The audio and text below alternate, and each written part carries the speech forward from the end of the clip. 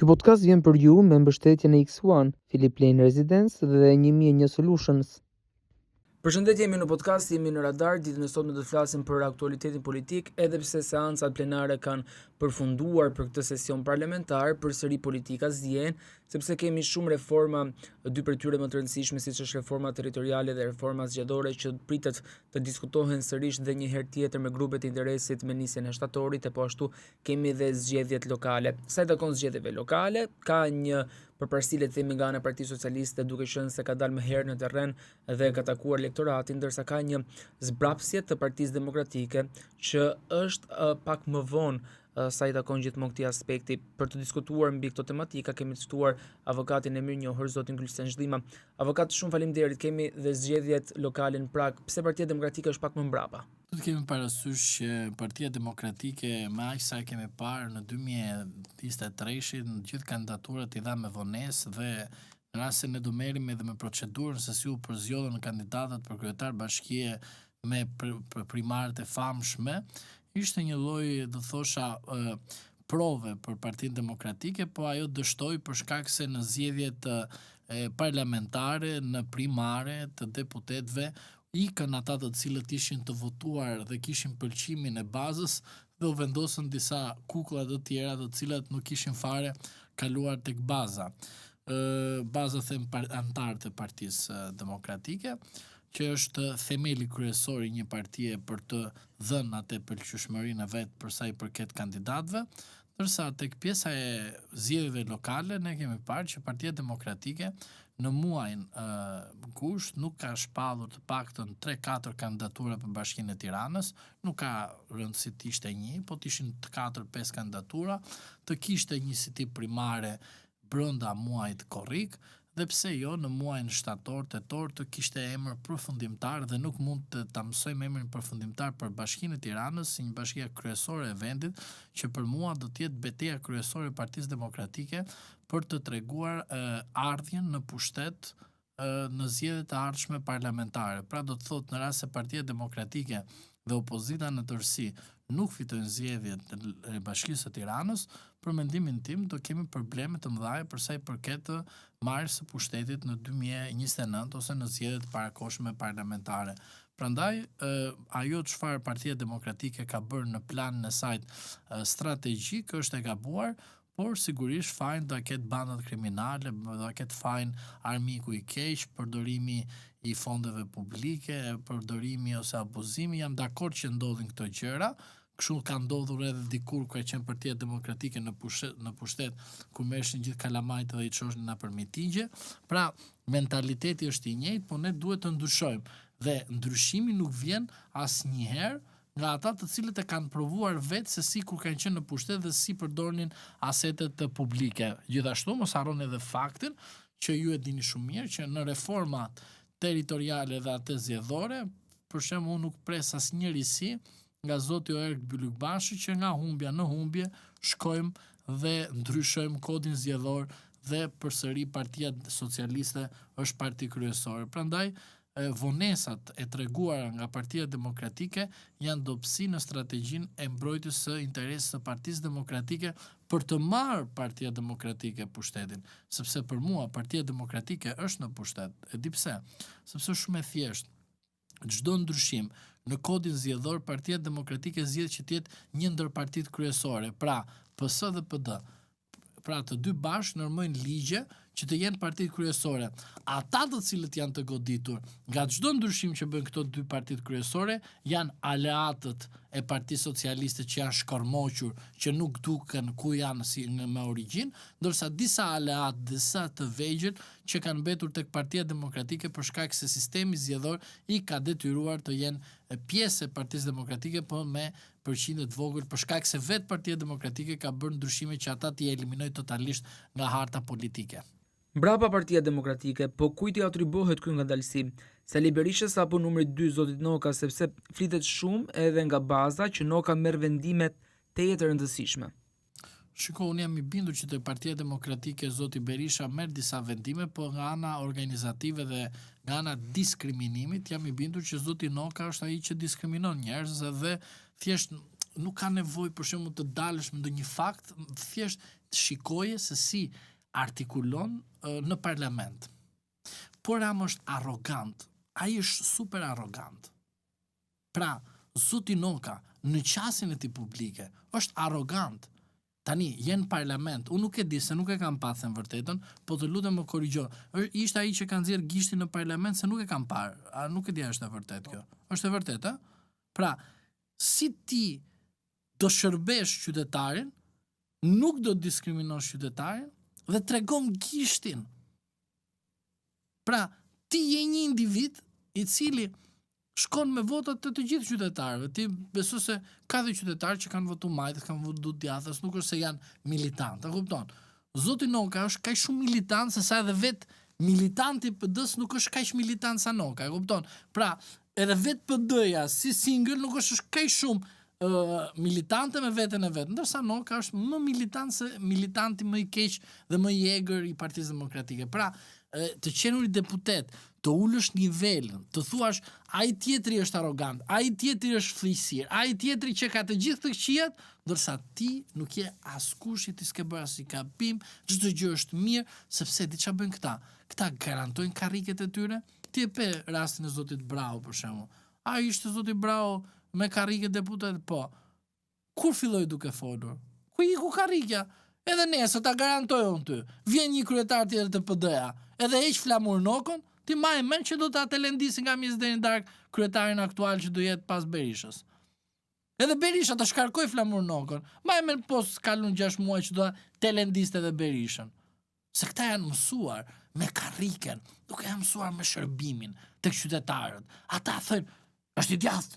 Joni, po edhe djathtë dhe Joni prapë e masakrojnë lerë që e bën. Prapë e degenerojnë, mos ke merak. Pa ai mendon si kur po e përfaqëson. Po është mashtrim kjo.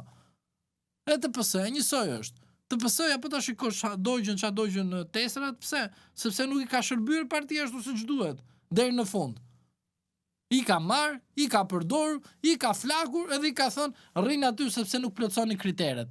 Pra, kështu ndodh edhe tek PD-ja. Pra, te PD-ja ke rastin e zotit Noka, që ai mendon sikur me treguesin e gishtit në parlament do të fitosh diçka. Nuk besoj se fitoj diçka. Zoti Noka akuzon shpesh individ të ndryshëm që kanë vite që janë në pushtet. Ai s'ka qenë në pushtet. Pikërisht, këtu do ndalesha. Zoti Noka ka qenë ish-ministër, deputet në disa legjislatura, sepse edhe të qenuri deputet në opozit është një farë pushteti apo jo? Po m'fal, ti jemi realist. Kush është pushtet sot? Kur janë pa përgjegjësi ligjore. Pra ti qenurit të opozit janë në pushtet.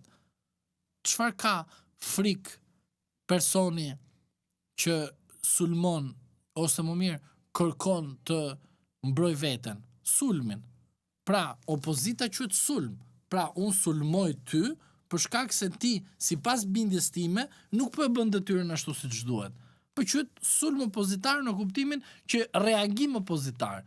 Po quhet një lloj sulmi dhe ti e ke parë që pushteti kontrollohet vazhdimisht dhe vetë kontrollohet për shkak se sulmohet nga opozita ose nga grupet parlamentare shumë e rrallë për të ulur ose më mirë për të korrigjuar gabimin. Dhe kur ti je në gjithë këto vite në karrike dhe ti ke qenë nga pushteti dhe erdhe në opozit dhe nga opozita rrin në opozit këtu 4 vite radhazi, në fakt 4 mandate radhazi dhe fajin ta paskan bandat. Ky është mashtrim. Fajin e ka puna jote brenda se ti nuk mund të rish tani ke Albana Vokshën aty. Tani më falo vlla tani. Hape krahun ik se ti Edi Rama nuk e zhduke. Mirë nuk e zhduke në 2 mandate, po nuk e zhduke dhe mandati i tretë. Po pse? Te i katri ç'a bëre? Te mandati i tretë i ndryshove dhe i vendose kodin zgjedhor në favor të Edi Ramës. Albana Vokshë, Flamur Noka, të gjithë këta, Edi Palok, ai thoshte turpi botës, thot më premtim përpara popullit, unë pres dorëheqjen e tij, po s'po e jep. Zoti Paloka tha, unë tha të zgjidhet Edi Rama, jap dorëheqjen. Pse nuk e ke dhënë dorëheqjen o vlla? E di pse është kjo gjë më? Sepse ata janë të papunë vlla në nesër. Janë të papunë, e çfarë do thotë papunë? Ata që ti thua shkoni, se ata kanë harruar dhe çfarë pune kanë pasur dikur, apo kanë pasur apo nuk kanë pasur, është punë tjetër. Ka e harrojnë, kanë harruar origjinën e tyre. Shumë e thjeshtë kjo. Pra, ti shikon, Veliaj për shembull, e di çfarë punë bëndën përpara? Ka harruar. Taulant Balla, çfarë punë bëndën përpara? Ka harruar se s'ka. Atit, po ta heqësh nga politika atë, ai do jetë më keq se sa një njeri i pa punë. Ai kupton se s'ka ku do ta vendosësh ti në vend pune. Do thot dikush, këta mund të kenë edhe biznese. Ku e di, është punë e tyre, por mua s'më intereson kjo gjë. Mua më intereson që ky person nga puna e tij si deputet, nesër të çon në rrugë, kështu ndodhet të PS dhe të PD-ja, se për njësoj janë.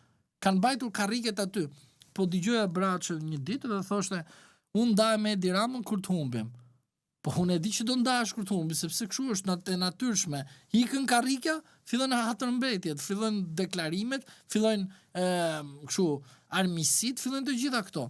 Kështu ndodhet të PD, edhe zoti Noka, për mendimin tim dhe personat të tjerë, duhet të kenë dhënë dorëheqjen sepse kanë lënë Edi Ramën në pushtet. Dhe unë jam i bindur, nuk është Sali Berisha që ka lënë Edi Ramën në pushtet, por është Noka, Paloka, Vokshi, Bardhi,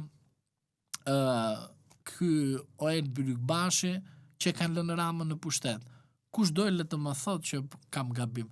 Nuk e kam gabim, se kanë qenë pikrisht ata që kanë votuar çdo ndryshim të kodit zgjedhor duke degraduar dhe degeneruar sistemin zgjedhor në Republikën e Shqipërisë. Si e kanë bërë këtë? E kanë bërë se ashtu besuan apo kanë marrë ndonjë favor nga Partia Socialiste? Shiko, unë duhet të them diçka. Nuk duhet të kemi vetëm transparencën financiare të deputetëve. Në përgjithësi them, as atë llogaridhënien tek elektorati. Dua të bëjmë një transparencë sa familjarët e tu punojnë në shtet.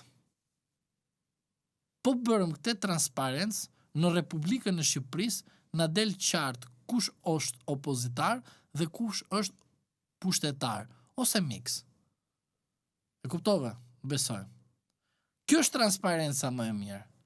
Dhe po doli kjo transparencë, janë 140 deputet. 135 deputet do rinë dhe duhet vinë figura të reja që populli duhet votojë. Kjo është realiteti. Nuk ka qa interesi, sepse interesi është tërthorazi. Të gjithë këta duhet të ikin nga parlamenti. Pse? Se populli do mësoj të vërtetën. Që këta me njëri tjetrin, pra, shiko tani një rast. Pastaj mësoj, me vonesë mësoj, se dia. Ky kishte gruan në ministri, edhe bën të opozit.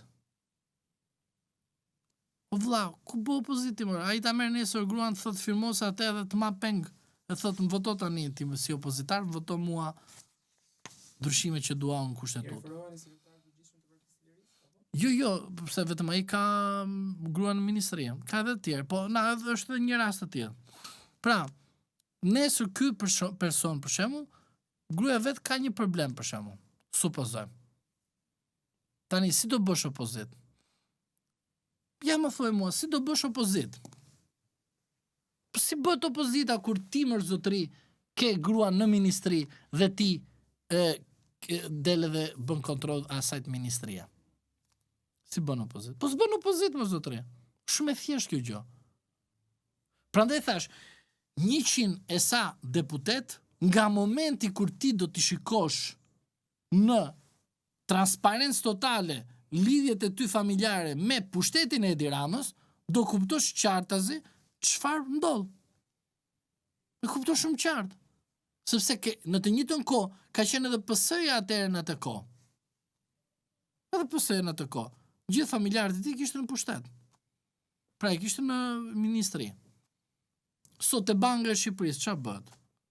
Gjithë familjarët, gruan tjetri, shoqen tjetri, është shumë me radhë.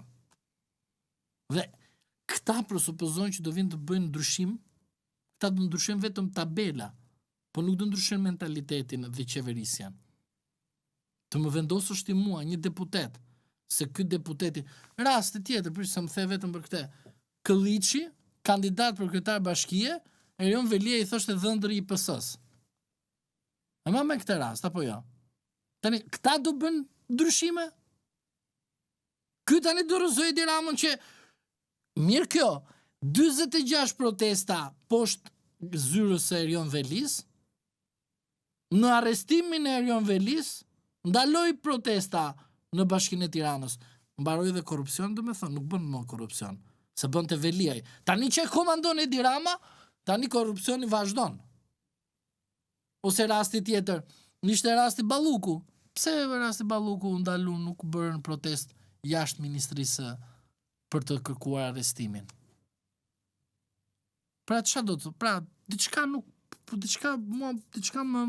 bën kështu.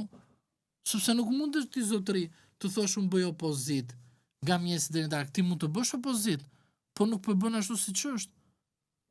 Pra ti bën për shembull, shikoj Këlliçin del aty dhe thot kjo banda, ky tjetri, ky këtë bënami këta. Mirë, jam dakord me ty që bënami këta. Po ti informacione që i dike kaq shumë mirë, kush t'i jep ty më vlla, sepse kurioziteti im, kush të jep ty informacione, kush të ushqen ty që të nxdalësh një deklaratë të tillë. Më kupton? Kush është ai që nxjerr këtë gjë?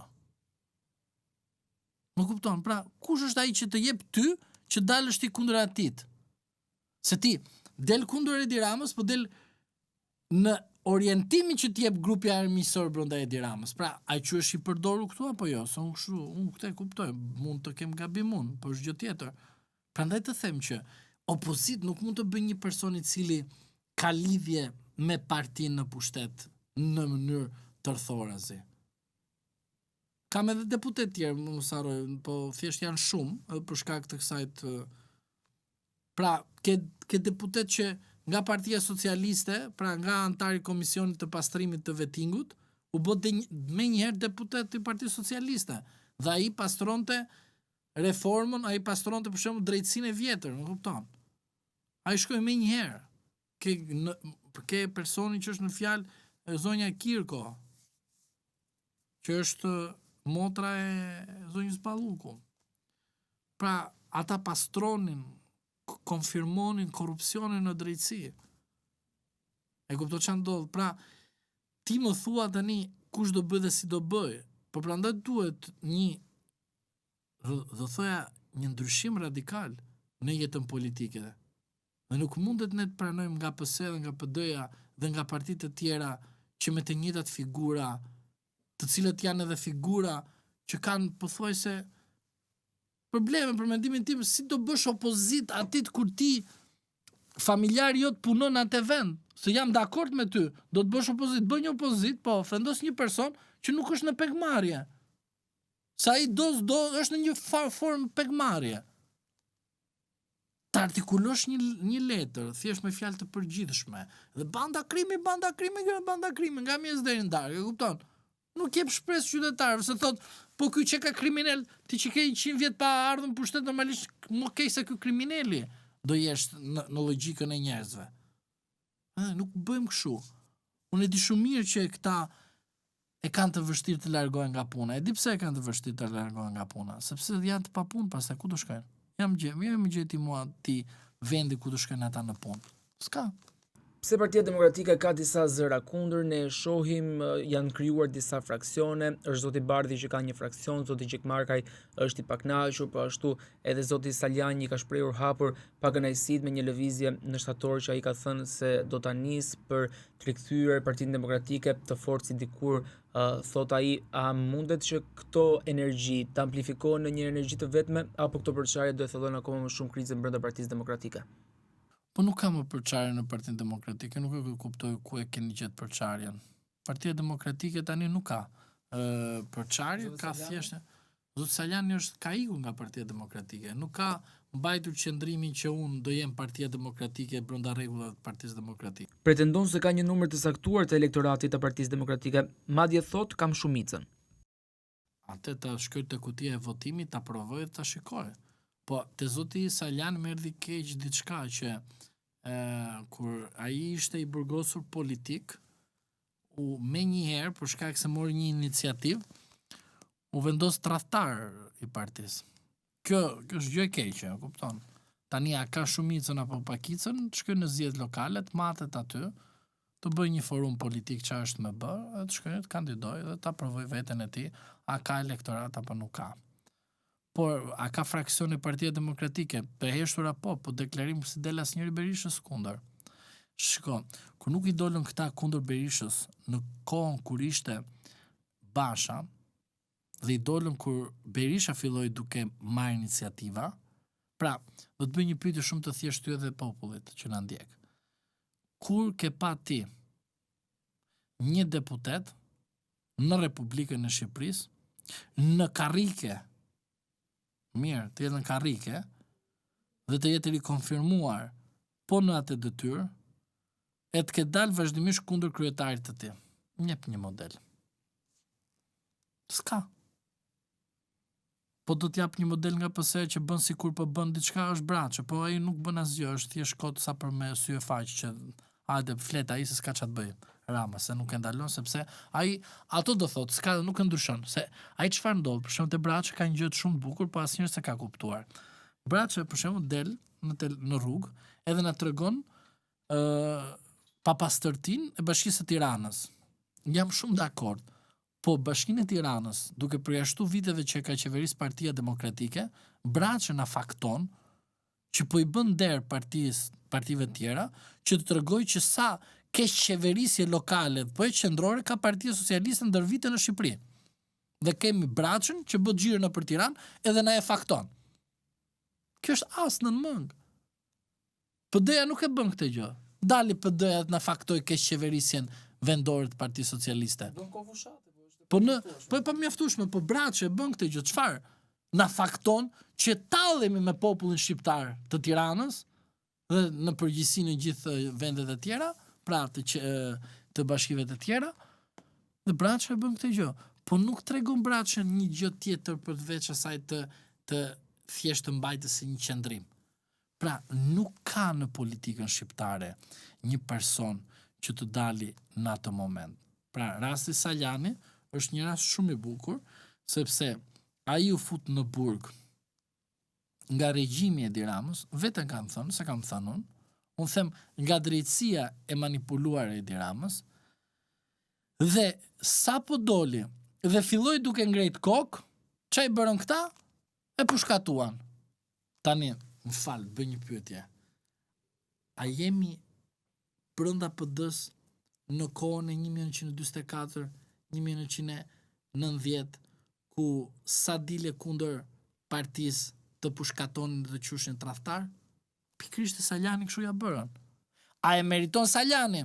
Unë mund të them po e meritonte se ka bërë gabim në strategjinë e tij. Por ama, a ishte e drejtë kjo që bërë një parti që ka vlera demokratike? Jo, nuk ishte e drejtë. E korrigjon dot? Po kur ke Flamur Nokën aty brenda, kur ke Albana Vokshin aty, kur ke aty njerëz të cilët nuk ka thënë njëri puna marrë në aspektin politik, që e kanë lënë atë parti nga në opozit, edhe thënë që fajnë pas ka Edi Rama, se Edi Rama i pas ka marrë të gjitha pushtetet. Më fal, dogja unë mandatet edhe dhurova edhe pushtetin lokal edhe pushtetin qendror Edi Ramës? Dogja unë? Jo. Kush i dogje? Ata që thënë po ikën ata nga politika, Edi Rama doli në pushtet. Ore ju ikët nga politika dhe Edi Rama qëndrojnë në pushtet. Pse s'keni mbajt përgjithësi për djegjen e mandateve? Flamur Noka i parë. Edhe Sali Berisha, Vokshi, Paloka, ai dogjët sepse këta ishin mashtruar, e kupton? Vetëm këta mashtrohen. Të gjithë ne të tjerë nuk mashtrohen, dhe këta mashtrohen. Dogje mandatet zotëri. Po, mba përgjithësi se Edi Rama të qëndroj aty, nuk more pjesë në zgjedhje lokale. Mba përgjithësi zotëri, sepse për shkak se nuk more zgjedhje lokale pjesë, ai të mori gjithë atë hapësirën që kishte ti në zgjedhje lokale si parti politike. Këto janë kosto. Çfarë fraksione më thua ti? Ka fraksione Partia Demokratike? Nuk ekziston fraksion në Partinë Demokratike. Nesër të dali Berisha të thotë digjen mandatet, prap këta të njëjtat figura do të djegin mandatet. Dhe justifikimi dikush është, po ne i dogjëm për sakrificën e popullit dhe këto me radhë. Pse populli ka fajin kur ti i dogje edhe nuk të erdhi rezultati i pritshëm, sepse ndigjoje ambasador djathtas majtas që ju mashtronin nga mjesi deri në darkë, marrën punën ambasadorit, merr lekët e vet. Ore, ku ke pati ambasador të mbrojë opozitën, më gjej një. Ore, ambasadori, a zgjidhet nga qeveria që është në pushtet? Ti ke pa që qeveri që janë në pushtet? Mirë, ke pa punën për opozitat? Si për shembull, qeveria aty të vendit aty punoi për veten e tij që të shkojë në opozit. A ka logjik kjo gjë më? Këta do vi ambasadori amerikan, do thënë do vi ky të na i rregulloj gjërat, e kupton tani? Pra, se kjo tregon që ne që kemi të paaft politikisht. Është si më i thon ti komshiut, hajde ti më rregullon shtëpinë dhe komandoj shtëpinë time.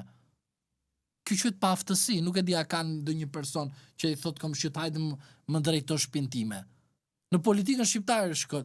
Do vi ambasadori amerikan, do ta heqim non gradën, po mirë, do vi se do bëjmë qeveri teknike, jo se ai do t'i imponohet Edi Ramës. Zotri, ti dogje mandatet, zotri.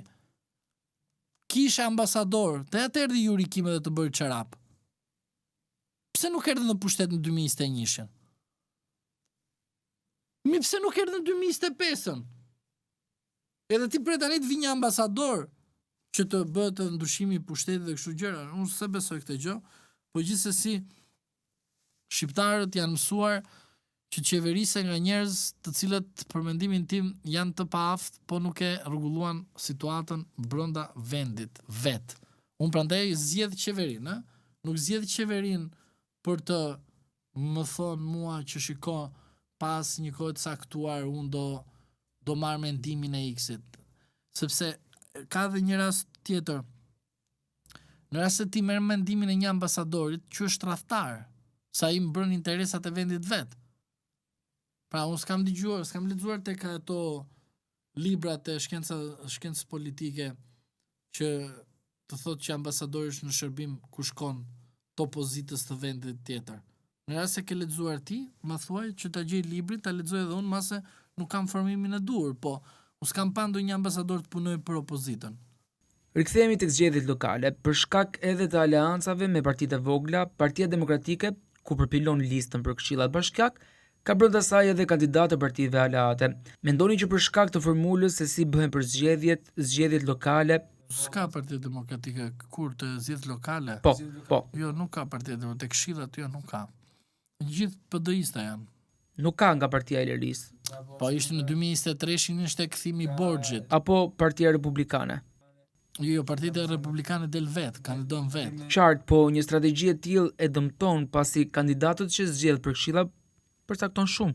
Në zgjedhjet e 2023-shit ishte kthimi i borxhit, i nderit, që Ilir Meta i dha vulën Berishës kur edhe ata të PD-s dyshonin a Berisha do merrte vulën apo jo. Sepse besoj ka njerëz të cilët nuk e besojnë akoma që Berisha është kryetari i PD-s. Ndërsa unë kam qenë në të parë që në momentin kur shpall Nongrada ishte palishme, vula duhet i kthehet Berishës, Luli bënte punën e Jurit. Për këtë as heq topin as pik presja. Tani, ky ishte larje borxhi për rastin e 2023 për listat. A do të në zgjedhjet e ardhshme do ketë koalicion? Nuk e besoj se do ketë koalicion, sepse të gjithë do të mbështesin vetëm kryetarin e Bashkisë së Tiranës kur dalin nga PD-ja, se ky është gjithë qëllimi. Pra ti nuk kandidon për kryetar bashkie, po ti mund të kandidosh për këshillat. Dhe te këshillat PD-ja vendos të vetë, partitë të tjera vendosin këshilltarët të tyre. A për një emër për sa i përket pjesës kush do të jetë kryetar bashkie thua apo po? Se kush do të jetë kandidati i Partisë Demokratike për Tiranën, për Bashkinë e Tiranës. Po nëse mund të ketë një emër konsensual siç ishte i Florian Binajt për zgjedhjet e parakohshme. Aty ishte një nxitim i qëllimt, sepse unë e dija shumë mirë që nuk do shkonim për zgjedhjet lokale të Tiranës, sepse vetë ligje përcakton qartë që nuk shkohet. Presidenti i Partisë Socialiste zoti Begaj mori një vendim duke shkelur kushtetutën, për shkak se nuk ka numrat edhe PD-ja nuk del të deklaroj që Begaj është presidenti i Partisë Socialiste, bëri shpalljen e zgjedhjeve të Tiranës. Por nuk kam një emër konkret, sepse ajo që më çudit me disa eksponentë të PD-s është që nuk kanë guximin të kërkojnë që të kandidojnë. Për shembull, unë po të kisha mundësi të kandidoja, do ta provoja veten për kryetar bashkie të Tiranës. Po do doja dhe kisha mundësinë. Mirë, por nuk e bëj këtë gjë sepse unë mendoj se tani kemi një detyrë shumë thelbësore dhe detyra jonë thelbësore është që na pëlqen organizimi i PD-s, na pëlqen gabimet që bën PD-ja apo jo. Mendoj se duhet të mbështesim një kandidat të PD-s apo të opozitës së bashkuar për zgjedhjet lokale.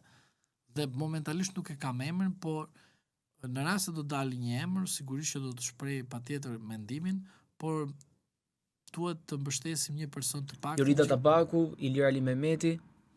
Interesant si emra, po nuk kanë shfaqur një leadership brenda Tiranës. Se Tabaku është provuar si nën kryetar bashkie, mos gaboj. Avokat, ne kemi parë së fundmi që ka pasur dhe disa protesta nga radhët e Partisë Socialiste, gjithmonë në disa bashki që po tentohet shkrirja me draft propozimin për reformën territoriale. Si e shikoni ju këtë aspekt? Shiko, duhet të kesh parasysh diçka. Tek PS-ja, po nuk more një urdhër, nuk është se ti bën diçka vet. Pra, qytetarët që kanë dalë vetë me iniciativën e tyre, mos të ngatrohen nga qytetarët e Partisë Socialiste që kanë dalur për të ulur sa më shumë protestën, që është përballë kryeministrisë. Loja që bën Edi Rama, që vendos njerëzit e vet për të ulur impaktin tek protesta qytetare dhe për të vendosur njerëzit e vet të cilët i kanë në komandën e tij për të i tashuar protestën në çdo moment, është ajo që ndodh në bashkitë. Tani, ju mendoni se kryetari i bashkisë së Klosit ka shumë guxim të dalë Edi Ramës kundër? Pse ju mendoni se kryetari i bashkisë të Pelenës ka guxim të dalë Edi Ramës kundër? Po ajo e Vlorës ka mundësi të dalë Edi Ramës kundër?